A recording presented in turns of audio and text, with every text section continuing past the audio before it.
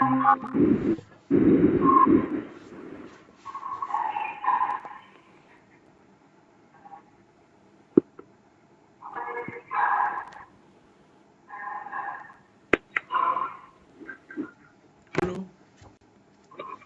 हाँ, तो अभी तक मैंने क्या पढ़ा और सभी को आ जाने दीजिए।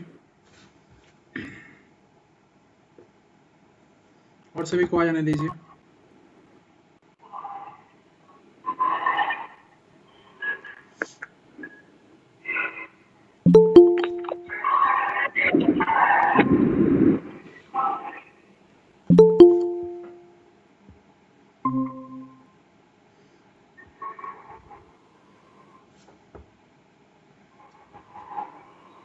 Good evening sir. Good evening.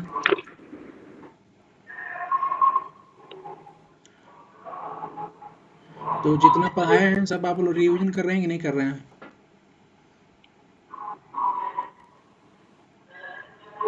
जो मैं पढ़ा रहा हूँ उसको आप लोग अपना माइक ऑफ रखिए, जब बोलना होगा तब ऑन रखिएगा। सभी म्यूट कर लीजिए अपना माइक। जब बोलना होगा ना तो ऑन करके बोलिएगा, और जब जब तक सुनना है तब तक म्यूट करके रखिए। तो मैं बोल रहा हूँ कि क्या बोलता है कि जो मैंने केसला भेजा था उसको आपने देखा? मैंने सभी केसला बहुत ही इम्पोर्टेंट थे। देखा आपने ग्रुप में? जिसका मैंने एक क्वेश्चन कल कराया था। और कोई आप ही दोनों ज्वाइन करोगे क्या? और कोई ज्वाइन नहीं कर रहा है? सर मेरा कल नेटवर्क इशू बहुत ज़्यादा था, तो मैंने मतलब मेरा लेफ्ट हो गया था काफ़ी पहले। जी तो तो कौन सा क्वेश्चन कराया था सर, मुझे पता नहीं है, और मैं क्लास भी नहीं कर नहीं तो अभी मैं कर ग्रुप में एक केसला का मैं पीडीएफ डाला था। अंजलि याद है? आपने तो किया है ना? आपने तो पूरा क्लास किया था अंजलि। जी सर। हाँ, जी सर। कौन सा क्वेश्चन कराया था? कितने क्वेश्चन थे उसमें? सर मैंने 10 क्वेश्चन सर उसमें देखे हैं। जी आपने सर फर्स्ट क्वेश्चन कराया था, जी। अ, जिसमें वो शायद पुट्टा स्वामी वाला था कि वो गोविंद का केस था सर। उसको पूछा था उसमें कि किसको ओवररूल नहीं किया गया था इस केस में, तो उसी को ओवररूल नहीं किया गया था। उसमें कितने क्वेश्चन हैं एमसीक्यू में? सभी क्वेश्चन आपने देखा? सर 10 क्वेश्चन देखे सर हमने। अच्छा, उसमें से आपको इम्पोर्टेंट लगा क्वेश्चन कि क्वेश्चन इम्पोर्टेंट हैं, यूजीसी नेट में और पीसीएजे में पूछ सकता है? सर उसमें केसेस तो सभी इम्पोर्टेंट हैं सर। हाँ, मतलब सभी केसेस इम्पोर्टेंट। कितने केस उसमें से याद हुआ आपको? सर हमने पढ़े हैं, 10 केसेस तो हमने पढ़े हैं सर। जी, उसमें से कितने याद हो चुका है? कौन कौन से केस पढ़े हैं आप? अ, सर हमने एक गोविंद वाला पढ़ाया है, और अभी सर याद नहीं सॉरी सर, मैं रिवाइज नहीं कराया मैंने। आप सोचिए अभी कल पढ़े हो, आज यहाँ भूल जाएगा, और एग्जाम में जब इतने सारे सब्जेक्ट को जब एक साथ आप देखोगे तो कैसे याद रहेगा? रिवीजन से तो याद होगा, रिवीजन से, एक्चुअली बोलने सर से। हमने कल क्लास के बाद पढ़ा था, फिर सर थोड़ा तबीयत ठीक नहीं थी तो सर हम पढ़ नहीं पाए उसको। चलिए ठीक है, मैं कल तक जो पढ़ाया था उसको एक बार 5 मिनट में रिवाइज कर देता हूँ, उसके बाद से हम शुरू करेंगे। सोनल बताओ, जो 6 वर्ष से कम के बच्चे हैं उनकी शिक्षा के लिए पूरे भारत में आंगनबाड़ी स्कूल की व्यवस्था की गई है, वो किस अनुच्छेद के तहत आंगनबाड़ी की स्थापना की गई है? 45 में। चलिए बढ़िया है। और मोहिनी बताओ कि कौन सा अनुच्छेद ऐसा है जो कहता है कि डीपीएसपी जो है इन्फोर्सेबल नहीं होंगे?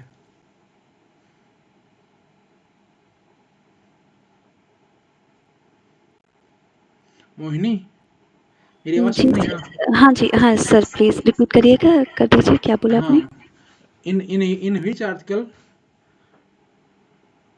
किस आर्टिकल में प्रोविजन है कि जो डीपीएसपी है वो इन्फोर्सेबल नहीं होगा, यानी उसको इन्फोर्स नहीं कराया जा सकता?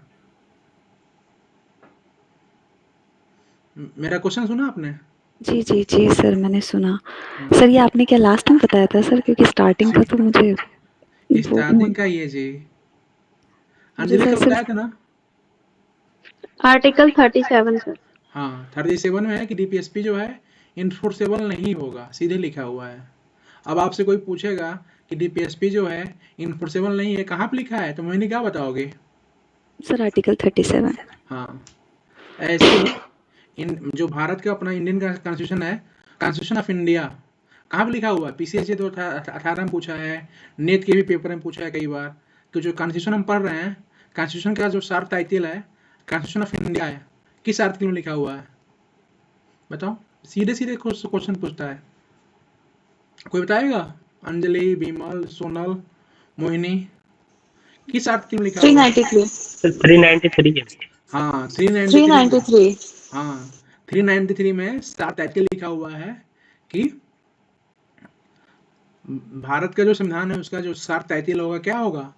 भारत का संविधान है, कॉन्स्टिट्यूशन ऑफ इंडिया।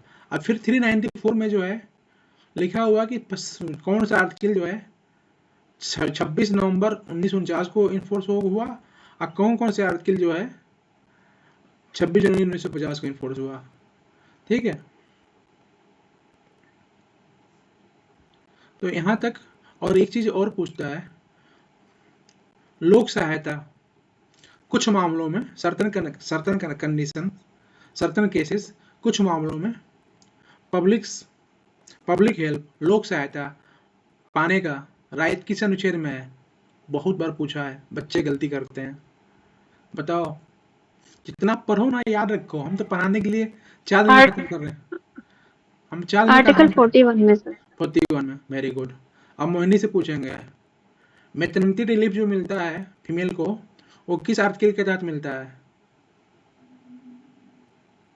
हिंदी में बोले प्रसूति सहायता। नहीं पता है सर। कल बताया था अंकिता,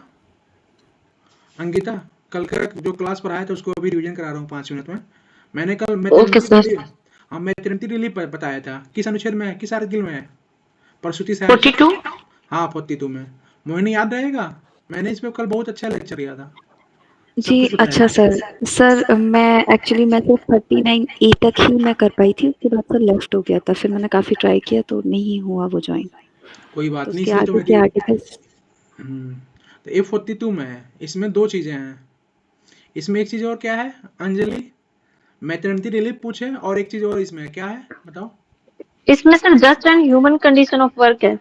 हाँ, जो वर्कर है ना, वर्कर, उनको जो जस्ट एंड ह्यूमन कंडीशन, यानी कि कार्य करने के लिए जो है मानवोचित दशाएं, जैसे कि अभी देख रहे हो आप लोग कि सीवर जो होता है, सीवर में जो कुछ सफाई कर्मी हैं घुस के साफ करते हुए मृत्यु हो गई, आप लोगों ने देखा ना, सुने होंगे न्यूज़पेपर में।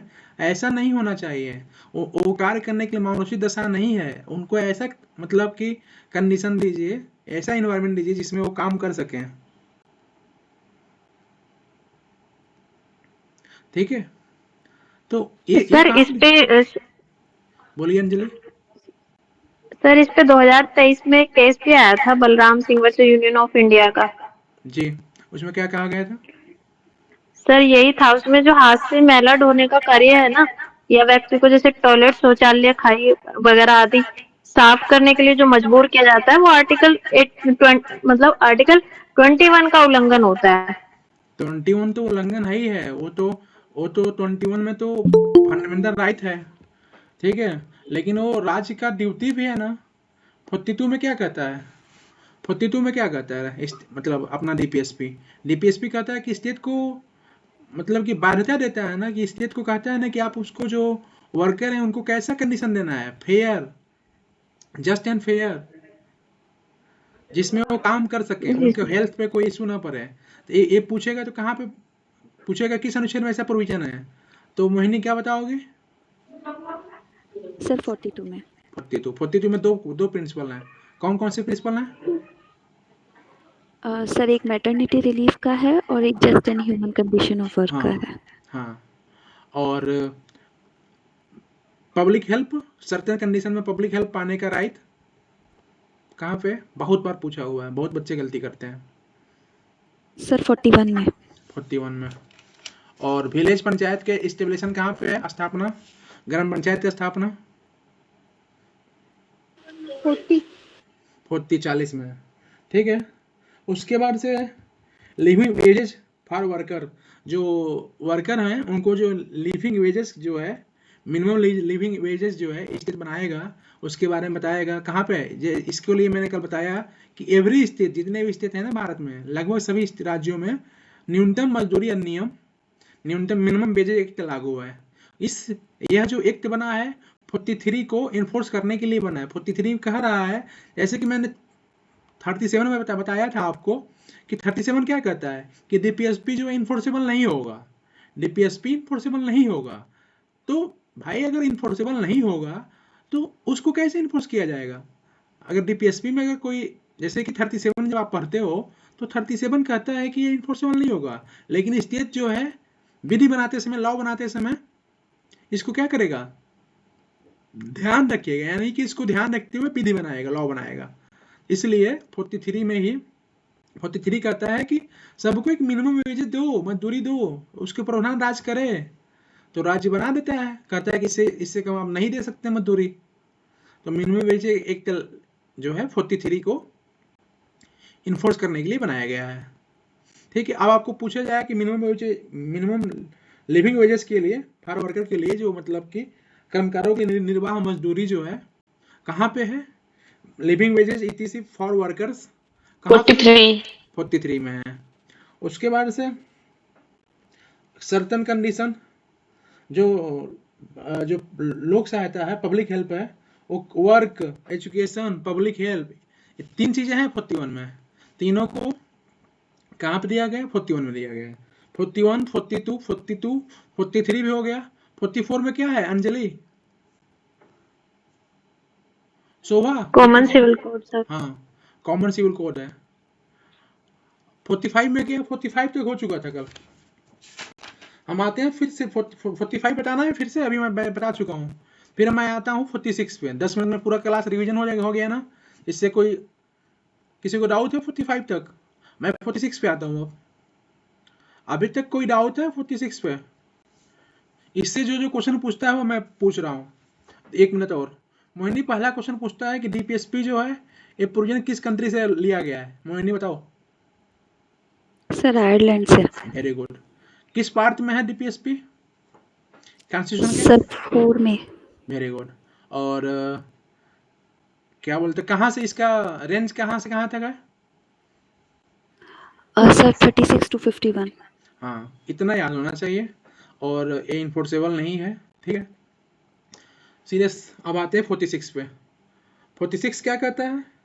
46 जो promotion of educational and economic interest of schedule caste, schedule tribe and other weaker section, जो अदर वीकर सेक्शन है और जो SC/ST हैं उनको प्रमोशन की बात करता है। कैसा promotion? Educational and economic interest. आप देखती हो कि सभी जितने भी हम लोग फॉर्म भरते हैं, अभी DU में असिस्टेंट प्रोफेसर का फॉर्म आया है, तो UR के लिए, OBC के लिए 2000 रुपये फॉर्म रखा गया है, लेकिन SC/ST के लिए 1000 रुपये रखा गया है। कोई भी आप फॉर्म देख लो, SSC का फॉर्म देख लो, OBC UR के लिए 100 रुपीज़ है और SC/ST के लिए फ्री ऑफ कॉस्ट है, एजम्प्टेड है। तो किस अनुच्छेद का यूज करके राज्य जो उसको उनको एजम कर देता है या उनको रिलैक्सेशन देता है? जैसे बैंक का फॉर्म भरोगे तो हर फॉर्म में ही कोई ऐसा फॉर्म नहीं है जहाँ पे रिलैक्सेशन ना मिलता हो, खासकर गवर्नमेंट फॉर्म में बता रहा हूँ, तो सब में रिलैक्सेशन मिलता है। कौन सा ऐसा आर्टिकल है जो उनको रिलैक्सेशन देता है? आप देखती हो कि फी में भी देखो इसमें चीज़ें लिखा हुआ है। आप देखती हो कि लिखा रहता है UR के लिए 50% या 60%, SC/ST 5% रिलैक्सेशन या ओनली पास, ऐसा लिखा रहता है। बहुत सारे फॉर्म में लिखा रहता है। आप लोगों ने देखा है? देखा है अंजलि, मोहिनी, अंकिता? जी सर, जी सर। देखे हैं ना आप लोग? तो मन में आपको एक क्वेश्चन आता होगा कि ऐसा प्रोविजन राज्य क्यों कर रहा है? दोनों में कर रहा है। एक तो इन लोग को फॉर्म में भी इकोनॉमिक भी फायदा कर रहा है और दूसरा क्या कर रहा है? एजुकेशनल में भी फायदा कर रहा है। दोनों में रिलैक्सेशन दे रहा है। Yes sir. तो किस आर्टिकल के तहत दे रहा है? 45। हाँ, कौन 46। 46 45 में क्या है बताओ? 45 बोलिए, 45 में क्या है? मैंने इतना कल भी पढ़ा है। सर 45 एजुकेशन ऑफ चिल्ड्रेन का है, 6 इयर्स तक, 6 इयर्स के अंडर तक की। हाँ ठीक है, तो यस 46 सर। 46 क्लियर हो गया। इसमें दुर्बल वर्ग, आप इसमें लिखा हुआ दुर्बल वर्ग, तो आप देखिए पीडब्ल्यूडी भी दुर्बल वर्ग में आते हैं। पीडब्ल्यूडी के लिए भी वही कंसेशन मिलता है, कहीं कहीं पूरी तरह से एजम कर दिया गया है, या SC ST बराबर कर दिया जाता है, या उससे कम भी कर दिया जाता है। तो ये इसमें 46 में रिलैक्सेशन दोनों मामलों में SC ST को मिलता है और पीडब्ल्यूडी को मिलता है, जो वीकर सेक्शन है, कमजोर वर्ग है। ठीक, अब आते हैं 46 से क्वेश्चन आएगा तो कर लोगे ना आप लोग? ऐसा क्यों? स्पेशल विशेष सावधानी के से इसको मतलब प्रमोशन किया गया है कि कैसे क्या करेंगे तो ये वर्ग जो है अभिवृद्धि करेगा, प्रमोशन करेगा। ये 46 में इतना ही, 46 में। अब आते हैं 47 में, कि 47 में आपको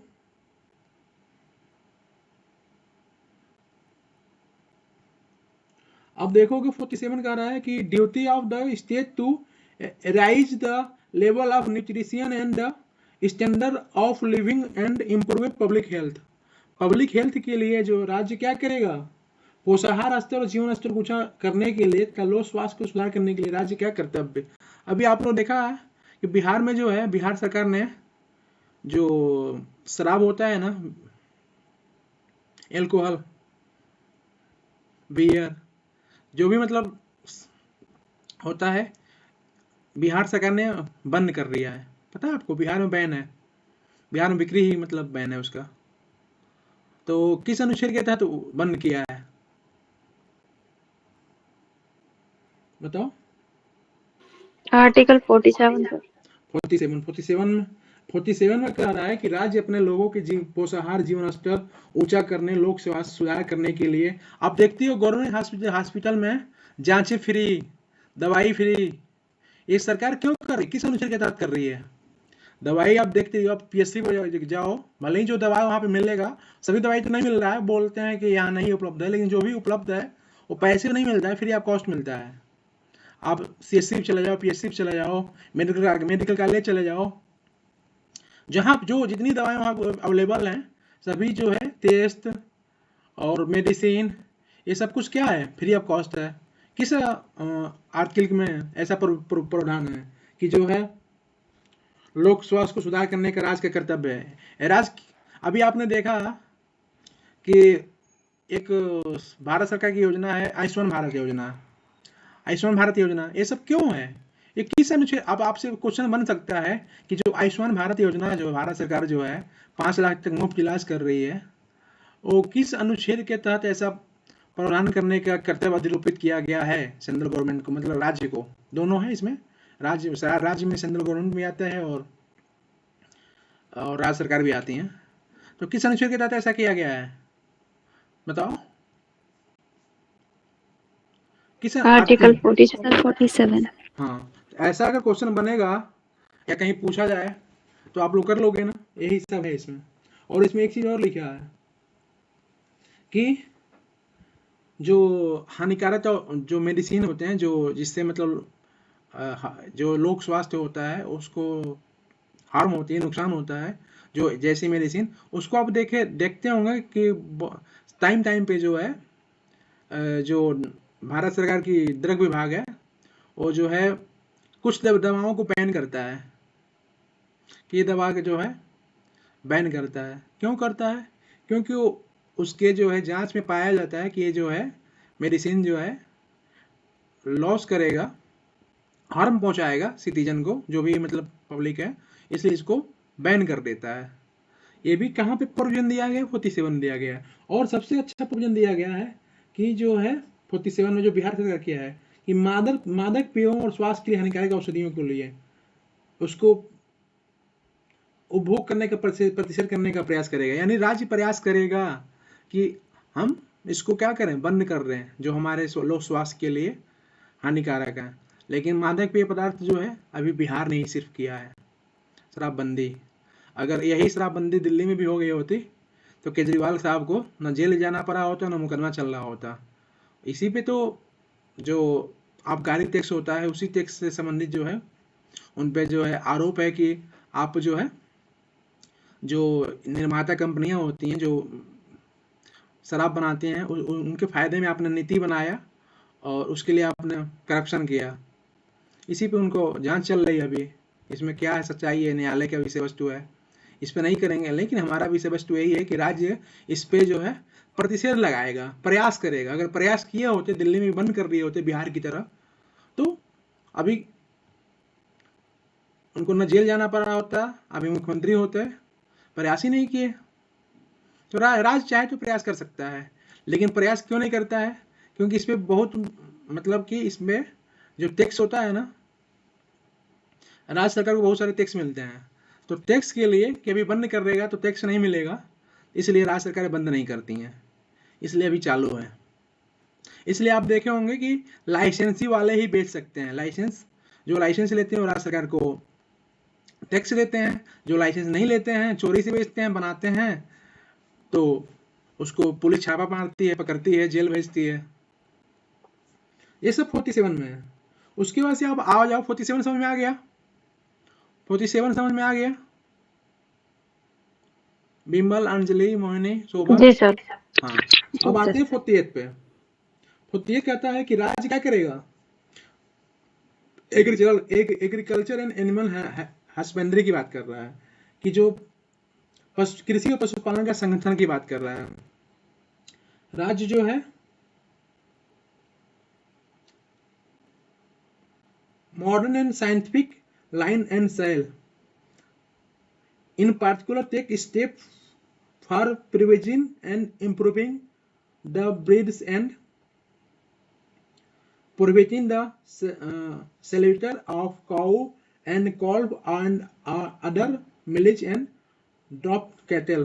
आप देखती हो कि बहुत सारे राज्यों में जो है काऊ को जो है अब गौ हत्या प्रतिबंध कर दिया गया कि हमारे राज्य में गौ हत्या नहीं होगा। गौ हत्या अपराध है, गौ हत्या अपराध है। गौ हत्या पर प्रतिषेध लगाने के लिए कौन सा अनुच्छेद राज्य सरकार को पावर देता है? बताओ, पूछ सकता है कि किस अनुच्छेद में जो है, किस आर्टिकल में प्रोविजन है कि राज्य स्टेट जो 48 है 48 में है। लेकिन आप जानते हो कि डीपीएसपी इन्फोर्सेबल तो है नहीं, तो राज्य सरकारें जो है अपने जगह इसको इसके लिए एक एक्ट बन चुका है, उस एक्ट के तहत इसको दंडित किया जाता है। जो भी मतलब काऊ की रेत करता है या जो प्रतिबंधित जानवर हैं जिनको मारना अपराध है, उसको जो है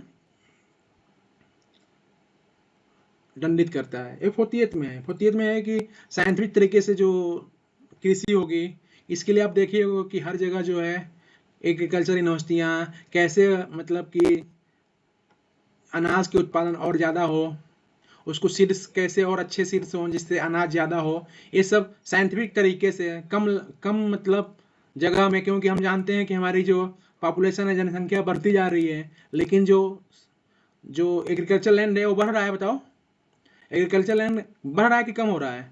एग्रीकल्चर लैंड कम हो रहा है। क्यों हो रहा है? क्योंकि उस पर मकान बनते जा रहे हैं, टाउन जैसे कि उस पर प्लाटिंग होते जा रही है, उस पर घर बनते जा रहे हैं, इसलिए एग्रीकल्चर लैंड कम होते जा रहे हैं। इसलिए साइंटिफिक तरीके से सीड्स का जो है ऐसा सीड्स बनाएं कि जिससे हम कम एग्रीकल्चर लैंड में हम अधिक से अधिक क्या करें, उत्पादन करें। ये सरकार का कर्तव्य है कि ऐसा करें। तो आप देखती हो कि जो सरकारी समितियां होती हैं, जो ब्लॉक बोला जाता है, वहाँ पे देखती हो कि तरह तरह के अच्छे किस्म के, अभी गेहूं का सीजन आ गया है, गेहूं वो बुआई का, तो अच्छे उस पर रिसर्च हुए हैं कि कौन से उस पर सबका नंबरिंग लगा रहता है कि कौन सा है, उसका एक नाम वैरायटी दे दिया जाता है कि इसमें इतना उत्पादन होगा इतने एरिया में। तो ये सब 48 में कहा रहा है प्रोविजन है, सॉरी सब जो है 47 में प्रोविजन है। 47 में कह रहा है कि ऐसा जो है करेगा राज्य, आधुनिक तरीके से कृषि करेगा, पशुपालन करेगा। ये सब 47 में है। ठीक है, अब आते हैं सॉरी 48 में है, 47 में तो वो था, क्या बोलता है कि लोक स्वास्थ्य था, 48 में है। 48 हो गया अपना, 48 हो गया अपना। अब आते हैं 48 ए में। 48 में ए में क्या है? Protection and improvement of environment and safeguard of forest and wild life. जो इन्वायरमेंट का प्रोटेक्शन के बारे में है, फॉरेस्ट और वाइल्ड लाइफ के, इसके बारे में जो है राज्य को जो है, देखो अब आपसे पूछा जाएगा कि जो इन्वायरमेंट का प्रोटेक्शन जो है डीपीएसपी है या फंडामेंटल ड्यूटी है और या बोथ है या दोनों है? अंजलि क्या है? Sir both. बोथ है, ठीक है। तो ये कहाँ पे दिया गया है? डीपीएसपी में कहाँ पे दिया गया है बताओ? सर 48 है। हाँ 48 है। 48 ये पूछता है कि किस संविधान संशोधन के द्वारा इसको ऐड किया गया? 42nd amendment 1976। हाँ, और इन जो सॉरी जो फंडामेंटल ड्यूटीज है उसमें जो है कहाँ पे दिया गया है इन्वायरमेंट को प्रोटेक्ट करने के? देखो 48 दोनों में अंतर पूछता है कि दोनों में क्या अंतर है, दोनों इन्वायरमेंट की बात करता है, प्रोटेक्शन की बात करता है। तो आप बताओगे कि सर जो है 48 ए में जो है सिटी जो स्टेट है, स्टेट की रिस्पॉन्सिबिलिटी है कि वो क्या करेगा, इन्वायरमेंट को प्रोटेक्ट करेगा। और फंडामेंटल ड्यूटी में किसको प्रोटेक्शन है, किसको ड्यूटी है? वो जो इन्वायरमेंट को प्रोटेक्ट करेगा सिटीजन को। तो वो कौन सा आर्टिकल है, किस आर्टिकल में है? 51 ए का सब क्लॉज जी। वेरी गुड, इसको याद रखना कि 48 का ए और 51 ए का जी दोनों को एक साथ पढ़ा जाता है। यहाँ पे स्टेट की रिस्पॉन्सिबिलिटी है और वहां पे सिटीजन की है, दोनों साथ में याद रहेगा, याद रहेगा यस आप लोगों सर। को। मोहिनी बताओ कि कहाँ पे फंडामेंटल ड्यूटीज में कहाँ पे सिटीजन को ड्यूटी दी गई है कि वो इन्वायरमेंट को प्रोटेक्ट करेगा? सर 51A का क्लॉज जी में। वेरी गुड, इतना ही है। इसमें क्या है? इन्वायरमेंट का संरक्षण है, वन्य और वन्य जीवों की रक्षा करने के प्रयास कि जो वन्य है और वन्य जीव हैं उनको भी रक्षा करेगा, ठीक है।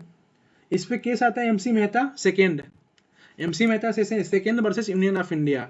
इसमें कहा गया कि केंद्र तथा राज्य सरकार तथा जो स्थानीय निकाय है ना, लोकल अथॉरिटी, सभी को निर्देश दिया कि प्रदूषण की रोकथाम के लिए क्या करे, उचित कदम उठाए। प्रदूषण से जितने भी शोर होंगे उससे क्या होगा, वन्य जीव जितने भी हो उनको नुकसान पहुंचेगा, पर्यावरण को नॉइज पॉल्यूशन होगा। इस पे निर्देश दिया कि सभी इसके लिए रोकने के लिए आवश्यक कदम उठाएं। MC Mehta second versus union of India 1988 का केस है, 1988 का केस है। अब आते हैं सबसे ज्यादा ये भी पूछता है जो उसमें बच्चे गलती करते हैं। 49 में क्या है? 49 में protection of monuments and place and object of national importance. जो राष्ट्रीय इंपोर्टेंस की जो संस्थाएं हैं उसको संरक्षण की बात कर रहा है कि जो राष्ट्रीय महत्व की जो संस्थानें हैं उनको संरक्षण की संस्थानें, स्थान, इन सबों को संरक्षण करने का अधिकार, जो दायित्व जो है किस अनुच्छेद के तहत राज्य को मिला है कि जो भी राष्ट्रीय महत्व के संस्थानें हैं और स्थान है उसको जो है संरक्षण प्रदान करने का राज्य का दायित्व दिया गया है। आपको पता है नेशनल इंपोर्टेंस की कितनी यूनिवर्सिटियां हैं और इसके किस लिस्ट में दिया गया है और कहाँ पे दिया गया है? राष्ट्रीय महत्व के संस्थान पढ़ रहे हैं ना आप लोग, नेशनल इंपोर्टेंस। तो आप इसको जो है 7 शेड्यूल का नाम सुने आप लोग? 7वीं अनुसूची का नाम सुने आप लोग? बोलिए 7 schedule. How many schedule in Indian constitution? सभी को याद होना चाहिए, पूछता है नेट की एग्जाम में। नेट हो गया, वनडे एग्जाम हो गया, कोई भी एग्जाम हो गया जहाँ पे कॉन्स्टिट्यूशन पूछ रहा है, लगभग सभी एग्जामों में पूछता है, वहाँ पे जो है शेड्यूल पूछता है कि किस शेड्यूल में क्या है। Anjali how many schedule in Indian constitution? 1 minute में हो जाएगा, बताओ सर कितने? How many? हिंदी में बोलते हैं अनुसूचियां, इंग्लिश में बोलते हैं schedule. How many schedule in Indian constitution? 12 sir. हाँ 12 को आप 30 सेकंड में बता दो। एक लाइन का है सर 74th अमेंडमेंट 1992। अंजलि, मैं पूछ रहा हूँ कि जो 12 अनुसूचियां हैं, एक में क्या है, दो में क्या है, तीन में क्या है, ऐसे है। आप 12 अनुसूची को 30 सेकंड में सुना दो, तुरंत मुजबानी सुना दो, जुबान पे होना चाहिए। याद है शेड्यूल 1 में क्या है, बताओ। शेड्यूल 1 में क्या है मोहिनी, जो शेड्यूल 1 है, बताओ। Sir, schedule, territories of India, state and union territories. Very good. How many state and how many union territory in India, Mohini?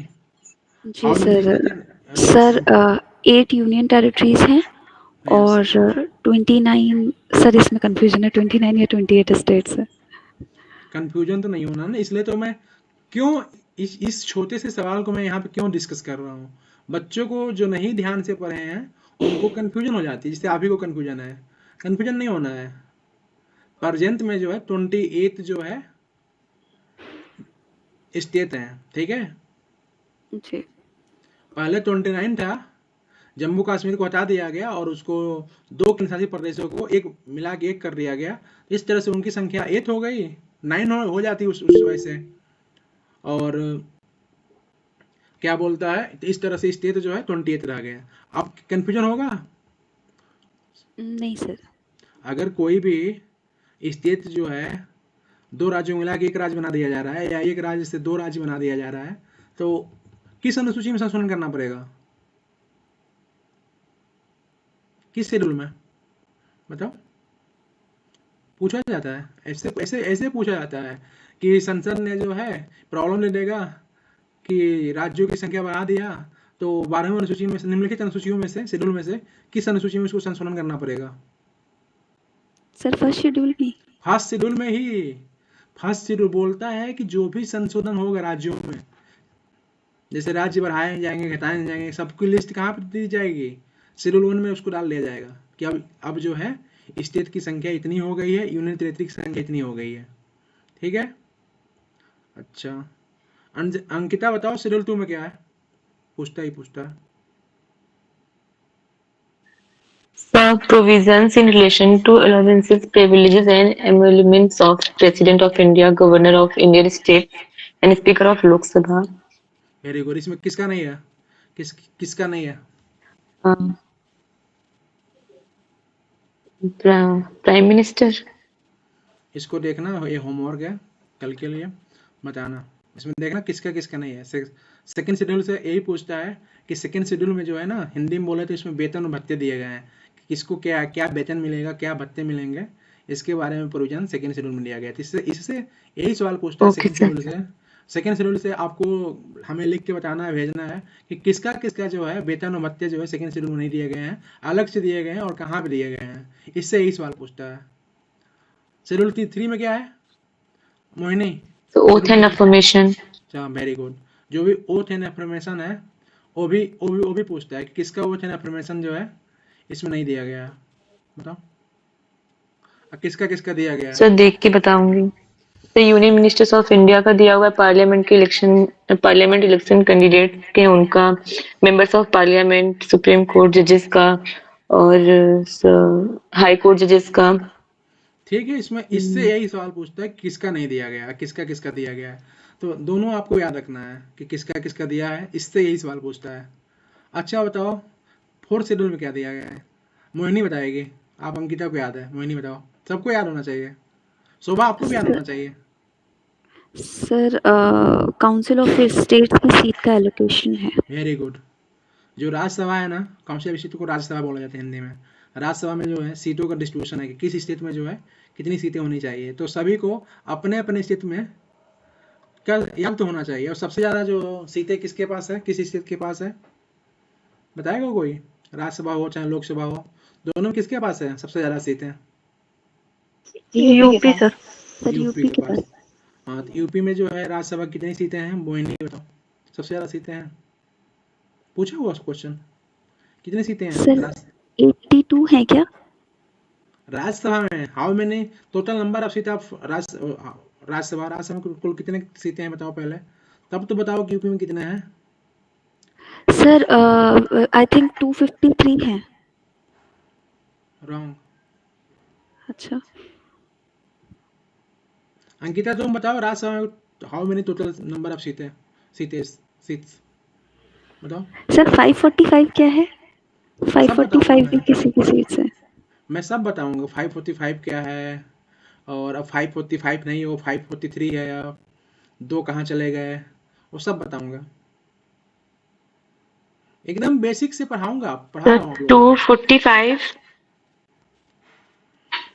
देखिए अंकिता बताइए, सही बताइए, जिससे कि राज्यसभा में जो है टोटल जो है 250 की संख्या रखी गई है कि मैक्सिमम जो है 250 संख्या हो सकते हैं, लेकिन प्रेजेंट में जो है अभी 245 सीटों पे होता है, जिसमें से 12 सीट जो है 12 सीट पे जो प्रेसिडेंट जो होते हैं वो क्या करते हैं, नॉमिनेटेड बाय प्रेसिडेंट होते हैं, ठीक है। 12 सीट पे और 233 सीट पे क्या बोलता है, इलेक्शन होते हैं। लेकिन अगर आपसे कोई इलेक्टेड पूछेगा, होते इलेक्टेड होते हैं, लेकिन कोई आपसे पूछेगा कि हाउ मेनी नंबर ऑफ सीटेज, तो वहां पे आप 250 बताओगे। 250 मैक्सिमम हो सकते हैं, मतलब कि कितने हो सकते हैं वो वहां पे। अब आते हैं लोकसभा में। लोकसभा में भी मोहिनी ने बताया कि 545, तो पहले जो है 540, जैसे इसमें 552 हो सकते हैं, लेकिन जो इलेक्शन होते हैं थे पहले 543 पे इलेक्शन होते थे, और दो सीटें जो है एंग्लो इंडियन जो थे उनके लिए प्रोविजन किया गया था, लेकिन अभी जो है 2 सीटें जो है जो एंग्लो इंडियन प्रोविजन का था उसको खत्म कर दिया गया। और अब जो है क्योंकि इसलिए खत्म कर दिया कि एंग्लो इंडियन जो है वो अब भारत में उनका प्रतिनिधित्व ज़्यादा नहीं है, तो उनको सीट देने की जरूरत नहीं है, तो अब जो है केवल 543 सीटों पे इलेक्शन होता है। इसलिए तो कोई भी पार्टियां होती हैं, बीजेपी का भी नारा था जब पहली बार जब सरकार बनी 2014 में, तो क्या नारा था, मेजोरिटी के लिए कितना सीट चाहिए बताओ, बताओ 543 443 सीटें हैं, अब कितनी सीटें आ जाएंगी किसी भी पार्टी को तो सरकार बना लेगी, उस पार्टी का या उस गठबंधन का है कि सरकार बना लेगी, कितनी सीटें चाहिए बताओ, बोलो जी। आप लोग लॉ पढ़ रहे हो, मास्टर हो आप लोग लॉ में। सर 2/3 से अबव है क्या? रॉन्ग। ये तो आप लोग को बेसिक में पढ़ा रहा हूँ, बेसिक आपको तैयार होना चाहिए कि कितने सीट लाने पे लोकसभा में, कितनी सीटें लाने पे सरकार बनाया जा सकता है। अभी सरकार बना है ना 24 में, कितनी सीटें मिनिमम होनी चाहिए बताओ, बोलो जी। अंकिता, मोहिनी, अंजलि, इतना इजी क्वेश्चन बताओ, बोलो जी। क्या इंसल्ट करा रहे हो आप लोग, इतना इजी क्वेश्चन नहीं बता पा रहे हो आप लोग, बताओ। सोनल क्वेश्चन सुन रही हो कि कितने सीटें लाने पे लोकसभा में भारत में सरकार बनाया जा सकता है बताओ।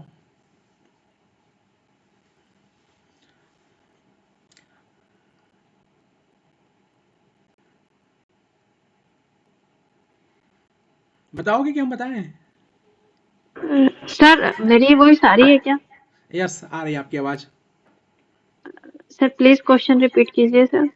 क्वेश्चन ये है कि टोटल नंबर ऑफ सीटें जो हैं लोकसभा में जिसपे अब इलेक्शन हो रहा है अभी प्रेजेंट में 543 है, 543 है, इसमें से कितने सीट ला देगा कोई भी पार्टी या उसका गठबंधन, जो भी मतलब आजकल गठबंधन सरकार बन रही है, तो कितनी सीटें ला देगा तो वो पार्टी या गठबंधन जो है सरकार बना लेगा, यही क्वेश्चन है। सर 543 का सर शायद 1/3। रॉन्ग। आप लोग मास्टर डिग्री में हो, मास्टर डिग्री पास हो चुके हो, ये सब आपको बेसिक क्वेश्चन है, आपको याद ही होना चाहिए, पूछता ही पूछता है। Sir 262 seats. Wrong. Sorry sir. देखो सरकार बनाने के लिए, जब सुनो मेरी बात, जब कांग्रेस की सरकार थी ना 14 तक, जब भाजपा सरकार जब चुनाव लड़ी 14 में, पता है मिशन क्या अभी इस बार क्या था इन लोगों का मिशन? अब की बार 400 400 पार का था सर। इस बार 400 पार का था, लेकिन 2014 में पता है कितना मिशन था जब विपक्ष में थे? 2014 में क्या मिशन आप लोग याद है इन लोगों को? बीजेपी का मिशन 2014 में मिशन था मिशन 272। क्यों था? कि टोटल सीटों के 50% से एक सीट अधिक चाहिए, 50% से अधिक चाहिए, मिनिमम 50% से अधिक चाहिए सीट आपको सरकार बनाने के लिए, 50% से एक अधिक। तो उसमें एंग्लो इंडियन का प्रोविजन भी था, लेकिन वो होता नहीं था। तो 443 सीट पे चुनाव होते थे, तो 443 का +2 से डिवाइड करो, कितना आएगा? 443 का 543 का प्लस 2 से उसको डिवाइड करो, भाग करो, कितना आएगा बताओ? बताओ जी। सर 271.5। 0.5। हाँ, तो मिशन उसका था क्या? बीजेपी का मिशन था 272 प्लस, मतलब मिनिमम हमको कितना अचीव करना है? 272 प्लस। अचीव भी किया, तभी तो सरकार बनाया।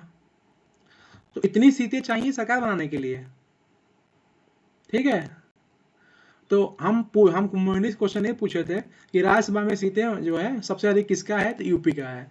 तो मोहिनी ने बताया कि सर 81 ऐसे कुछ बता रही थी ना मोहिनी? कितना बता रही थी यूपी में राज्यसभा की सीटें? कितना बता रही थी? 82 सर। 82 लोकसभा की भी सीटें नहीं है। अब बताओ 233 सीटें हैं टोटली देश में, जिसपे अभी इलेक्शन होते हैं 233। अब 233 में आप 82 सीटें जो 82 सीटें यूपी को दे रही हो, अन्य सीट को क्या दोगी फिर बताओ? और इसमें जो राज्यसभा होता है, इसको में वोट कौन करता है? इसका इलेक्शन कैसे होता है? ये सब बेसिक चीज है। इसका इलेक्शन कैसे होता है? एमएलए का नाम सुने आप लोग? एमएलए का नाम सुना, विधायक का? अभी महाराष्ट्र में भी चुनाव होने वाले हैं, अभी हरियाणा में हुआ है, सरकार भी बन गई नहीं। तो जो हम एमएलए चुनते हैं ना, लोकसभा में जो देखो, लोकसभा में हम डायरेक्ट चुनते हैं, इसलिए वो लोगों का प्रतिनिधित्व बोला जाता है, पब्लिक का। और राज्यसभा में क्या होता है, हमारे चुने हुए प्रतिनिधि चुनते हैं, इसलिए राज्यसभा में जिसका बहुमत होता है वो सरकार नहीं बना पाता है। लेकिन लोकसभा जिसके बहुमत होता है, जिसके पास मेजोरिटी होती है लोकसभा में, वही सरकार बनाता है। क्योंकि भारत में क्या है, लोकतांत्रिक सरकार है, लोग जिसको चुनेंगे वही सरकार चलाएगा। राज्यसभा में क्या है, राज्यसभा में तो हम चुनते हैं लेकिन इनडायरेक्टली चुनते हैं। हम विधायक एमएलए चुन लिए, असम एमएलए मिलके राज्यसभा के मेंबर चुन लिए। तो अभी मोहिनी सबसे ज्यादा जो मेंबर है राज्यसभा के, 31 मेंबर हैं यूपी में। कितने मेंबर हैं यूपी में? 31 सर। 31। और जो आप 82 बताइए ना, 82 लोकसभा में नहीं है, लोकसभा में भी यूपी में ही सबसे ज्यादा मेंबर है।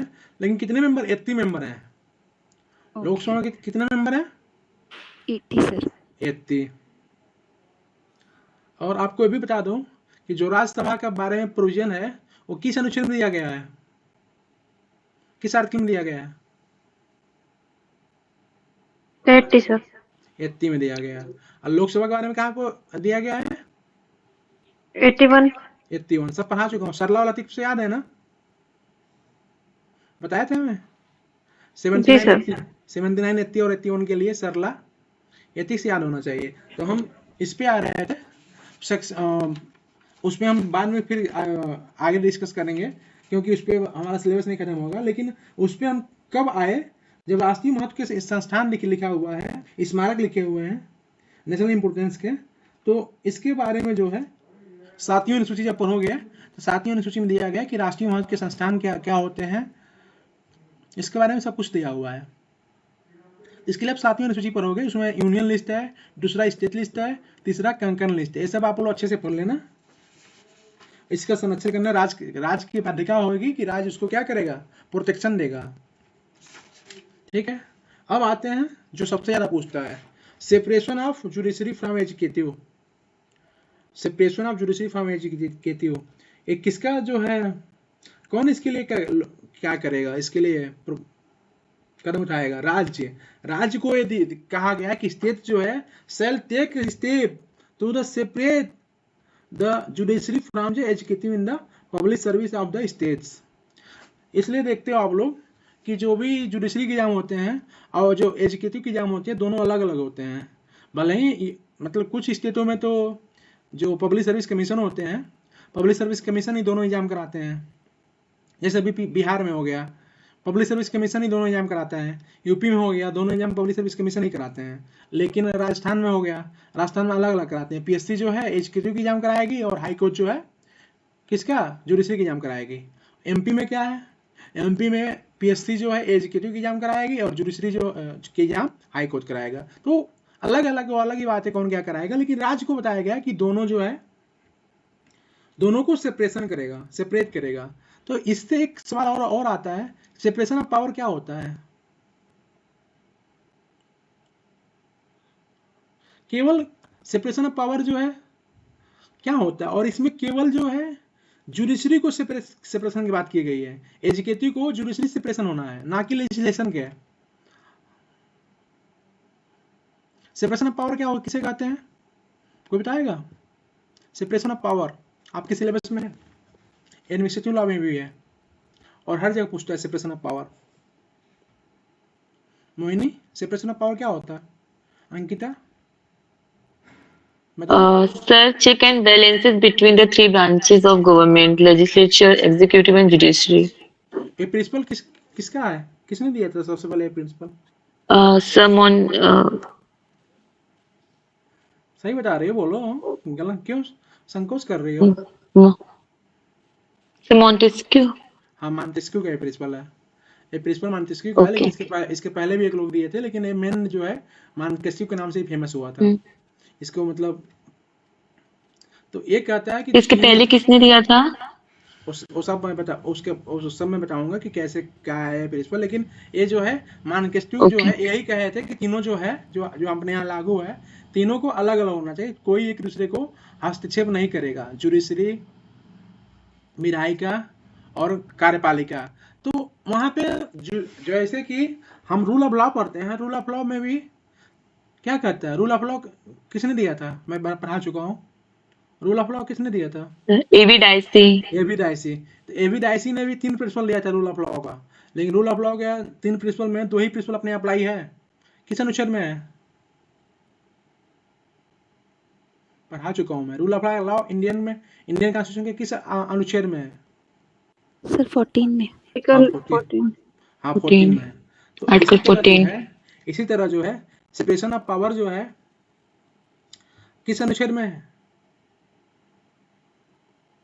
सेपरेशन करने का प्रोविजन, प्रोविजन ऑफ सेपरेशन, जो सेपरेशन करने का प्रोविजन, आर्टिकल 13।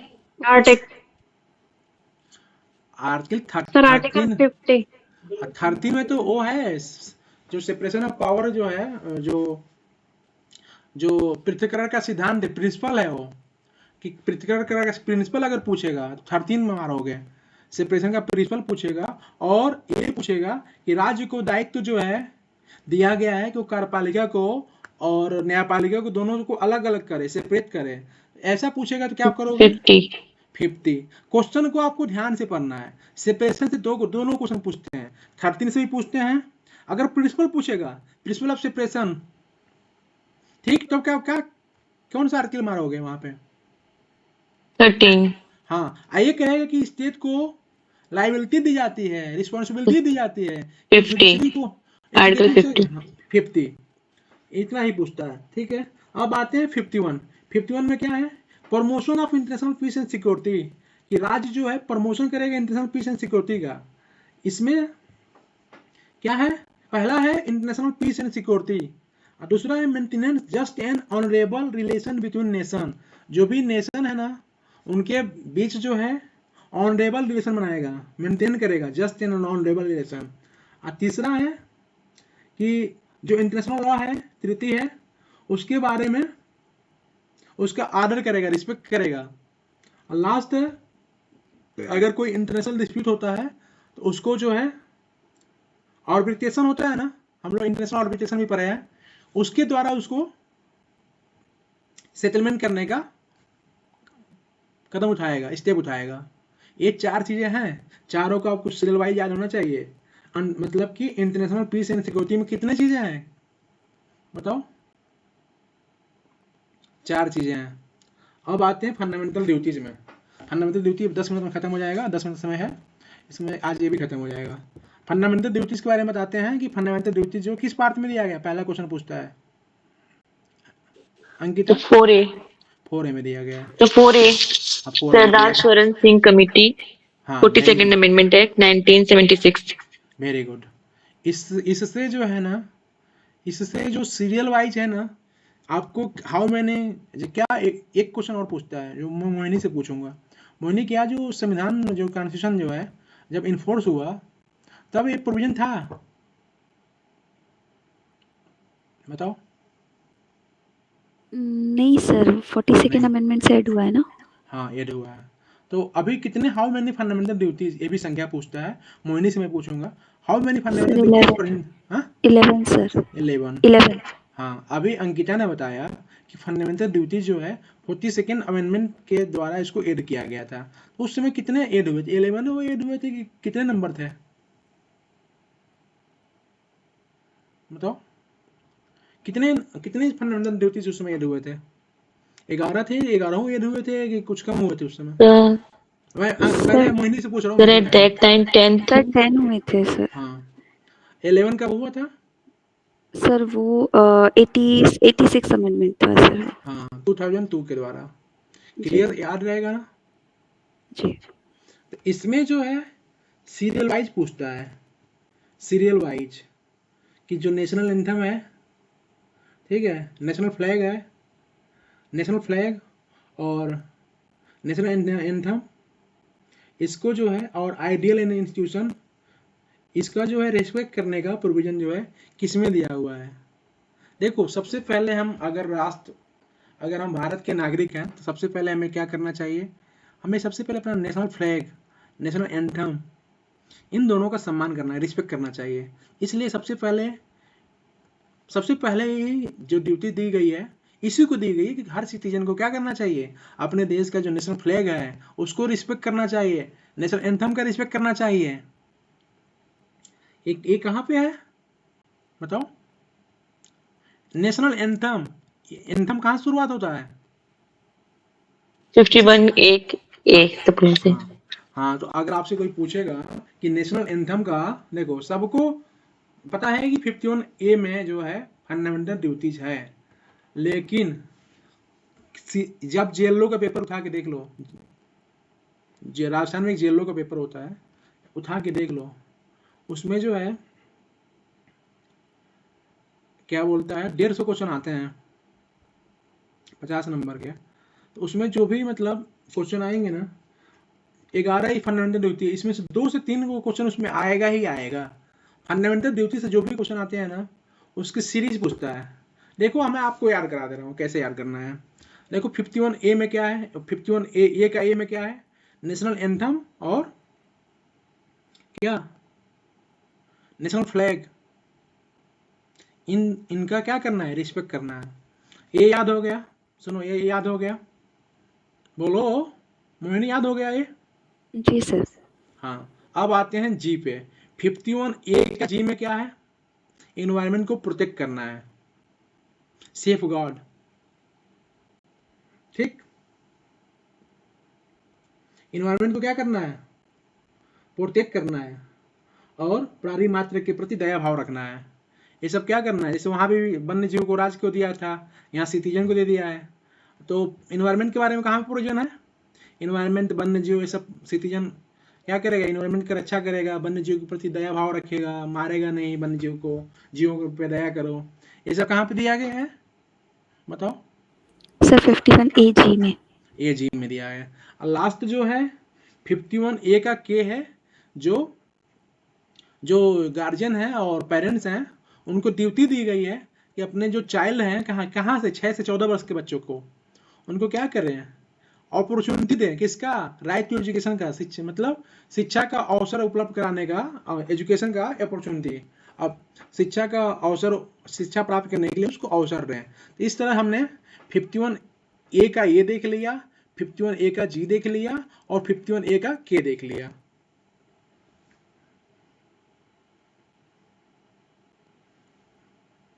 इतना देख लिया, 3 याद हो गए। देखो 11 यस सर। 3 याद हो गए, भूलेगा नहीं ना। अब हम आते हैं कैसे हम बच्चों को याद कराए थे अपने, जब हम अपने यहाँ पढ़ा रहे थे बच्चों को तो कैसे याद कराए थे। अब आते हैं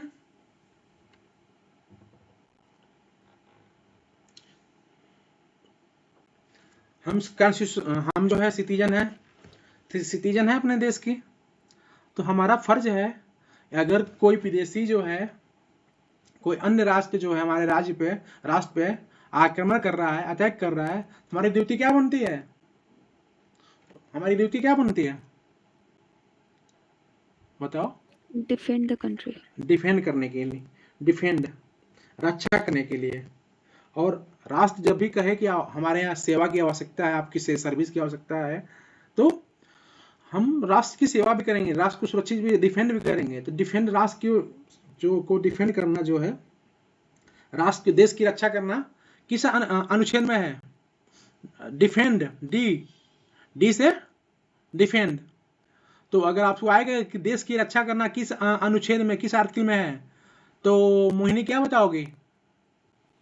सर 51A का डी। याद रहेगा, भूलेगा नहीं ना। जी हम कभी जी भी पूछ याद सकते रहेगा। हैं। देखो जी मैं सर। ठीक से याद करा रहा हूं, ऐसे ठीक से कि आप याद रखो। याद हो गया? शोभा याद हो गया?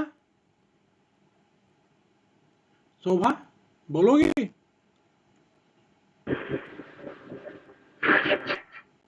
हाँ। ठीक है। अब आते हैं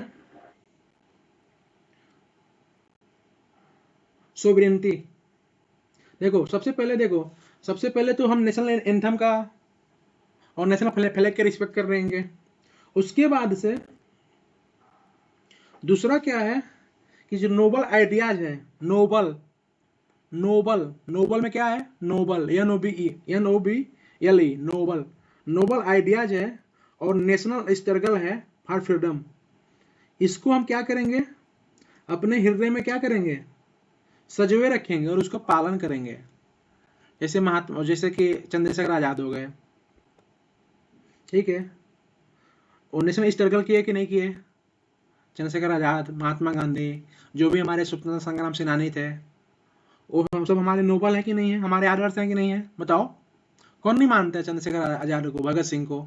कौन नहीं मानता? सब जो भी मतलब जिसको भी अपने देश से, राष्ट्र से, अपने भारत से, भारत माता से प्यार है, वो सब मानते हैं कि नहीं मानते? उनको अपने आदर्श मानते हैं कि नहीं मानते हैं? मानते हैं? बताओ।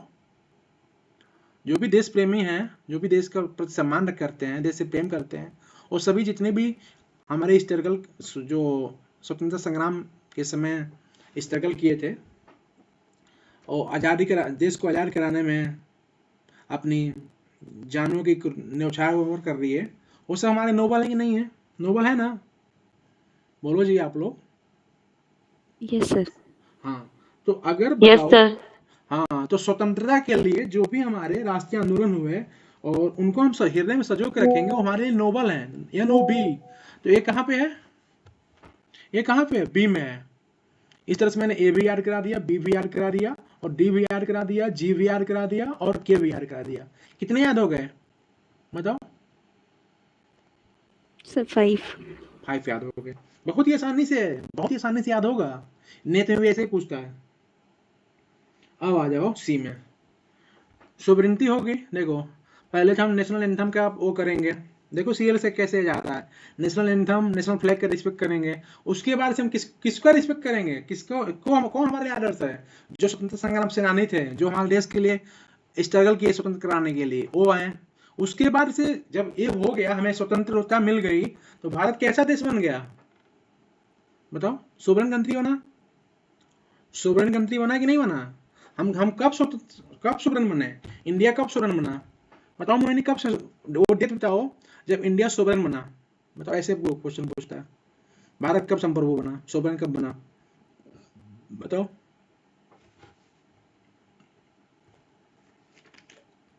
सर इसमें वो प्रियम्बल वाली डेट बोलेंगे क्या? यही तो मेरे क्लास का बाकी तो सर ये है कि जब से फ्रीडम मिला है इंडिया को, तब से सोवरेन ही था। हाँ, सोवरेन ही है। तो अगर आपसे कोई सोवरेन पूछेगा इंडिया कब सोवरेन हुआ, तो जब फ्रीडम हुआ उसी दिन से सोवरन हो गया। तो डेट क्या है बताओ? सर 15 अगस्त 1947। हाँ, 15 अगस्त 1947 को हम सोवरन बने। तो पहले तो हम नेशनल एंथम हो गया, नेशनल फ्लैग हो गया, और जो इसकी संस्थाएं हैं संविधान का पालन भी करेंगे। देखो, ओबे द कॉन्स्टिट्यूशन, अगर आपसे पूछेगा ओबे द कॉन्स्टिट्यूशन कहाँ पे है, बताओ अंकिता, ओबे द कॉन्स्टिट्यूशन कहाँ पे है? Fundamental duties, obey the constitution, बताओ जी। ओबे द कॉन्स्टिट्यूशन, संविधान का पालन करना, ये हमारा पहला मूल कर्तव्य है। कहाँ पे है? 51A का ए में है। इसी में संविधान का जो पालन करेगा वही तो हमारे नेशनल फ्लैग को, नेशनल एंथम को मानेगा। जो संविधान का पालन ही नहीं करेगा वो क्या नेशनल फ्लैग और नेशनल एंथम को मानेगा? नहीं मानेगा। तो संविधान का पालन भी आएगा तो आपका ए में ही है, ठीक। बी में जो राष्ट्रीय आंदोलन हुए थे, स्वतंत्रता संग्राम हुए थे, उसके जो भी आदर्श हैं उनको हृदय में संजोए रखना है। सी में क्या है? सी में सोवरन, एकता, अखंडता को हमें रक्षा करें, हम उसको बनाए रखें। अगर मान लो हमें सोवरन, जैसे मान लो हो कोई मतलब सेना में अधिकारी है, उसके पास गोपनीय सूचना है, वो भी सिटीजन है इंडिया का, तो सी में ड्यूटी कर रहा है कि ऐसा इन्फॉर्मेशन हम देश के, ऐसा कोई इन्फॉर्मेशन जो है अपने बाहर को नहीं भेजेंगे जिससे हमारी सोवरेनिटी क्या होगी, खतरे में पड़ जाए। ये हमारा ड्यूटी बनाया गया है, समझ में आया? ये सी में है, एकता, अखंडता, सोवरेनिटी, ये सब हमारा ड्यूटी है कि हम ऐसा कुछ नहीं करेंगे जिससे हमारी संप्रभुता, एकता, अखंडता खतरे में पड़े, हम इसको बनाए रखेंगे। ये कहाँ पे दिया गया है बताओ जी? सर 51A का सी। The C 51 सी में दिया हुआ है। डी में डिफेंड हो गया है, बता दिए कि हमें देश की डिफेंड करना, रक्षा करना है।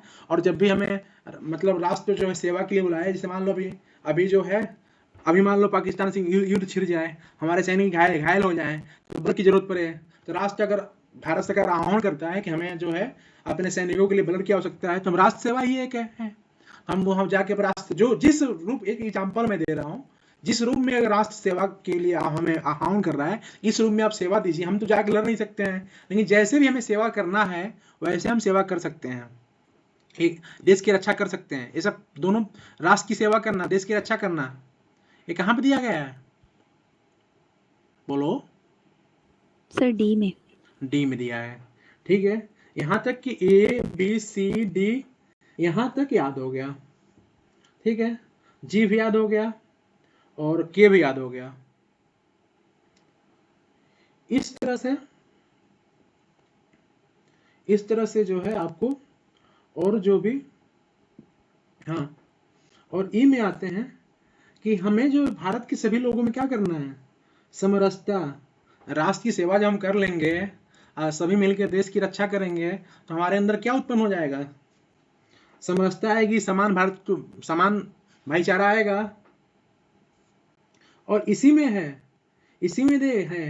कि हमें जो है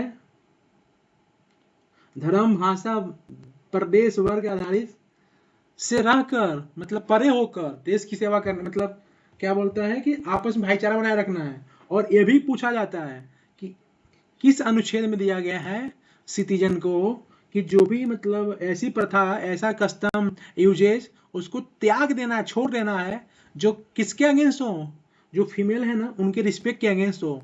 अगर आप फीमेल हो, ऐसा कोई प्रथा चल रहा है, कस्टम चल रहा है, यूजेज चल रहा है, उसके रिस्पेक्ट के अगेंस्ट है, तो उसको क्या करना है सिटीजन को, बताओ विमल, क्या करना है बोलो? अगर कोई फीमेल के अगेंस्ट जो है, फीमेल रिस्पेक्ट के अगेंस्ट अगर कोई कस्टम यूजेज है, आप देखो रहे हो कि भारत सरकार जो है इसके लिए जो है एक्ट भी बना चुका है। कोई भी अगर फीमेल को डिसरिस्पेक्ट करता है तो उस पर एक तो अपना काम करेगा ही करेगा, लेकिन यहाँ पे ड्यूटी बनाई गई है कि हमें उसको त्याग कर देना है, छोड़ देना है, कि इसको छोड़ देना है, ठीक है। ये कहाँ पे दिया हुआ है? 51 का ए का ई में दिया हुआ है। इसी तरह, ठीक, तो हम जो है इस तरह से जो बचे हुए हैं आप लोग याद कर लीजिएगा। इस तरह से फंडामेंटल ड्यूटी खत्म हो गया। ठीक है, जो मेन था जो पूछा जाता है वो मैंने याद करा दिया है, और इसके वो याद रहेगा, जो बचा रहेगा उसी में से होगा। इतना अगर आपको 6-7 याद रहेगा तो और 3-4 आप याद करोगे तो समझ में आ जाएगा। हाँ, एक चीज और पूछता है, वो भी आपको याद रखना है, वो भी ठीक से याद रखना है। सार्वजनिक संपत्ति को सुरक्षित रखना और हिंसा से दूर रहना। वायलेंस होता है, वायलेंस में भी वायलेंस VIO वायलेंस, सार्वजनिक संपत्ति की रक्षा करना और हिंसा से दूर रखना, ये भी पूछता है। ये 51A के I में दिया हुआ है। ठीक है, इस तरह से फंडामेंटल ड्यूटीज खत्म हो गया। I भी याद रखना है। बताओ मैंने किस अनुच्छेद में दिया है, किस आर्टिकल में, कि हमें सार्वजनिक संपत्ति की रक्षा करनी चाहिए और हिंसा से मतलब वायलेंस से दूर रहना चाहिए। बताओ। सर 51A के क्लॉज I में। I में। इस तरह से मैंने, हमको लग रहा है कि 11 में हमको लगा 7 से 8 हमने याद करा दिया। 7 अगर 8 अगर आपको याद हो गया तो 2-3 जो बचा रहेगा उसी में से बचा रहेगा। जो याद रहेगा आपको सेफ याद है कि इसमें ये है, इसमें ये है, और ये वाला इसी में होगा। जब इतना याद है तो 1-2 वैसे याद हो जाता है। ठीक है, याद रहेगा अंजलि?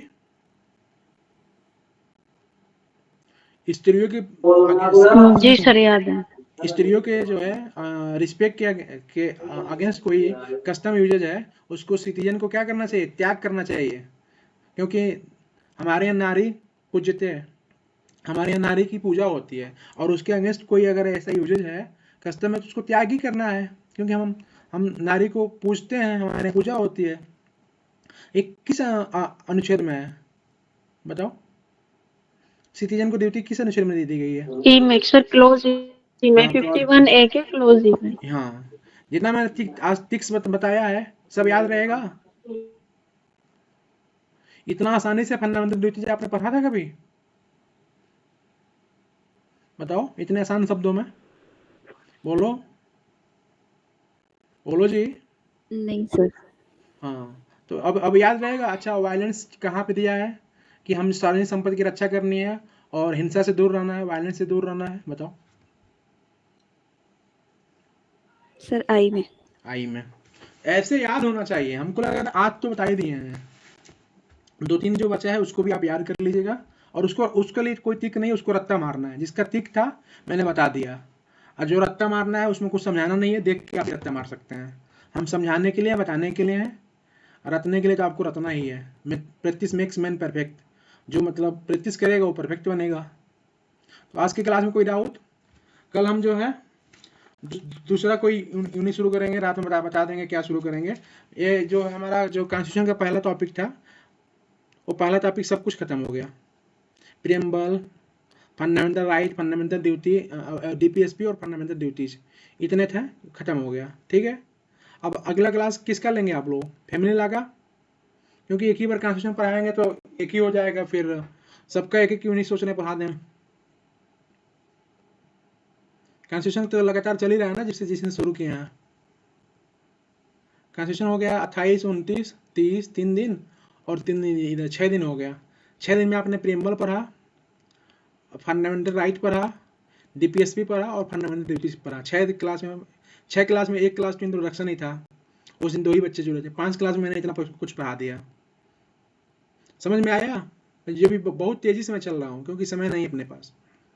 अभी आराम से पढ़ाता तो और अच्छे समझ में आता है, लेकिन फिर भी कोशिश करता हूँ कि आप लोगों को समझ में आए। समझ में आया कि नहीं आया बताओ?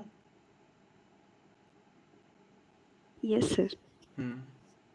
तो आप लोग अच्छे से रिवीजन कीजिए। रिवीजन ही सब कुछ है। पढ़ेंगे नहीं रिवीजन करेंगे भूल जाएगा, क्योंकि विद्या जो है ना, रिवीजन करने से बांटने से आता है। हमें क्यों याद है? क्योंकि हम दूसरे को बांटते रहते हैं, लगातार बताते रहते हैं, इसलिए याद है। ये हम भी पढ़ना बंद करते हैं, पढ़ाना बंद कर दें, सब भूल जाएगा। ठीक है, तो आप लोग जितना डिस्कशन करना हो कीजिए, पढ़ना हो पढ़िए। 1 घंटा में यहाँ पे क्यों पूछता हूँ, 10 मिनट 15 मिनट इस तरह ही बताता हूँ, क्योंकि आप लोग याद करिए। ठीक है, तो क्लास आप करें आज का 1 घंटा 10 मिनट होने को है। जी sir, thank you so much sir. ठीक है, याद रहना चाहिए अंजलि, नमस्ते। इसकी। ठीक है, कल पूछेंगे। जी सर। ठीक है, जी, रखते हैं। नमस्कार सर। नमस्ते। रखते हैं जी, आज की क्लास ओवर। जी, थैंक यू सर। वेलकम।